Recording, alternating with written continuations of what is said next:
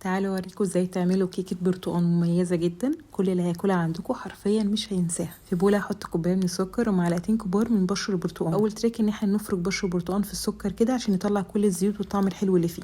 هنزل مقدار كوبايه الا ربع او 150 جرام من الزبده الطريه واضربهم في بعض كويس لحد ما يكون قوام كريمي كده. هنزل بالبيض وانصحكم بلاش فانيليا البرتقال اللي موجوده في السوبر ماركت، طعمها صناعي هتبوظ طعم الكيكه. يا تستخدموا فانيليا عاديه يا تجففوا قشر برتقال وتطحنوا في الكبه، وده اللي انا بعمله، لكن للاسف الجزء ده اتاكل من الفيديو. هنزل بقى بكوبايه الا ربع من عصير البرتقال، وهكون محضره كوبايتين ونص من الدقيق، عليهم معلقه كبيره من بيكنج باودر ورشه ملح. هو عاده الافضل ان احنا نضيف الدقيق والسوائل بالتناوب مع بعض عشان نضمن ان القوام في الاخر هيطلع مظبوط. بس انا دي كيكات الشتا الرسميه بتاعتي، فانا حافظاها بكوبايه الا ربع مش اكتر من كده.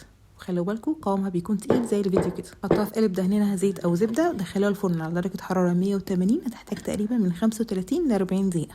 واختياري لو عايزين تعملوا جليز للبرتقال، بنجيب نص كوبايه من سكر البودره، معايا على الجنب معلقتين كبار عصير برتقال، بضيف واحده واحده لحد ما القوام يظبط معايا. بس خلوا بالكم بتعملوه وقت ما هتصبوه على طول عشان لما بيقعد بيمسك في نفسه. هي مش محتاجه ان هي تتزين ولا محتاجه ان هي تحط لها جليز يعني، بس التصوير بيحكم.